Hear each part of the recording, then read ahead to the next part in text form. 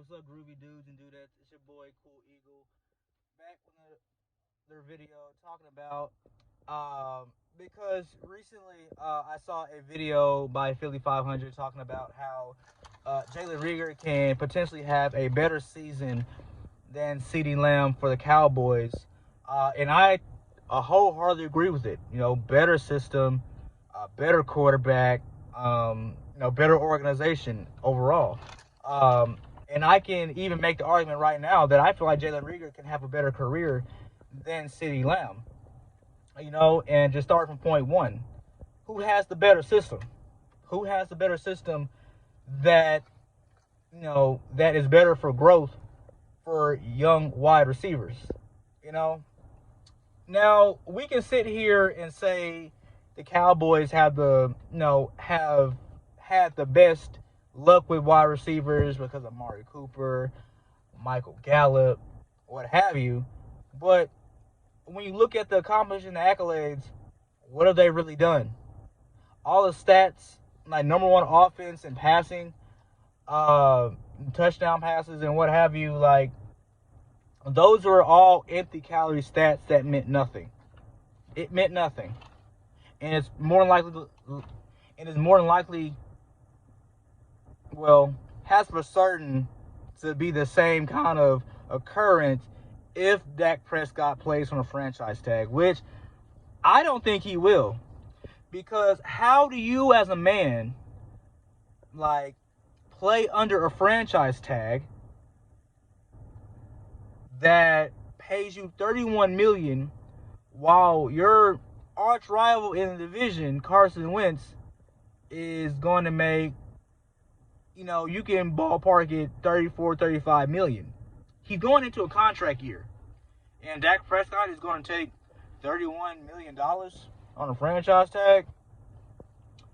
Now, excuse me if I'm just all over the place, but going back to it,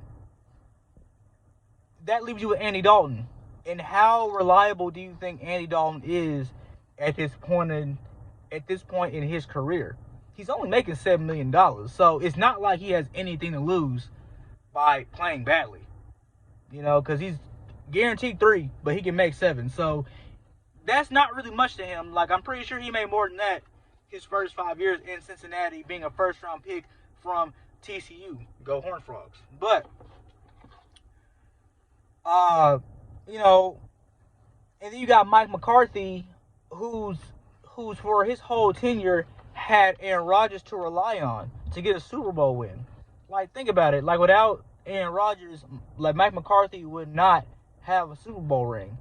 Doug Peterson had a Super Bowl ring with a backup quarterback, and he for sure could have gotten one with Carson Wentz.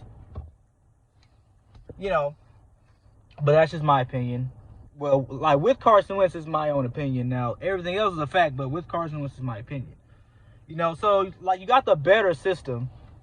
Because, again, you don't know what Mike McCarthy's going to do with lesser talent like Andy Dalton.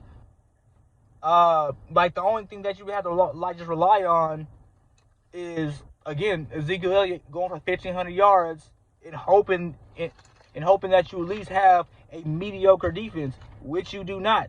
You lost your starting safety, Jeff Heath. You lost your best corner, Byron Jones. You got older on the defensive line.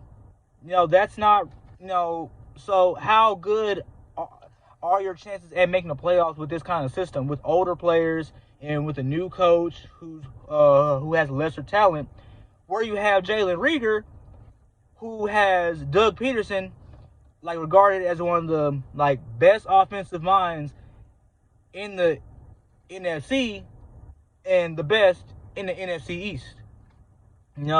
And then, of course, with a better quarterback who's known to throw for 4,000 yards with regular Walmart employees who just came off the field. And then you got Miles Sanders, who's projected to be a top 10 running back going into this year, at least in my mind. And then you got so much fresh talent, and you got, like Sean Jackson, you got Alshon Jeffrey, who will more likely be back with 5-6. He has all like veteran leadership to help him grow as a prolific wide receiver from other wide receivers who have won Super Bowls and have made multiple playoff appearances. Okay, so you're under a better system with a better quarterback, and then under like a better leadership. Because who's CeeDee Lamb like just really gonna look up to in the wide receiver locker room? You got Amari Cooper, who doesn't show up in big moments. Has nothing to show for it, but a 5-year, $100 million contract. Like, just because the Cowboys just didn't have a choice, because it was either that or sign Dak to that contract. And as we have already seen, the Cowboys don't believe in Dak. I'm sincerely thinking that they really don't believe in Dak, and they're just trying to stretch this for as long as they can. And, bro, I'm hoping Dak doesn't sign that tender by July 15th, man, because this will just confirm it. The Cowboys don't believe in him because they're still giving him a franchise tag, and they have every opportunity to give him a contract like before he signs that tender. So it's like, it's looking really good for Jalen Reagor right now. It's looking really good. And then the fact that, like, Jalen Reagor, who he's compared to who CeeDee Lamb is compared to. Now, CeeDee Lamb, they compare him to Randy Moss, which I'm not going to doubt. I mean, CeeDee Lamb was great in college, he had a great junior and senior year, with Oklahoma. Well, I want to say good 2 years with Oklahoma because I'm not sure if he graduated or not. But, he had a great couple years with Oklahoma and was regarded as being like Randy Moss.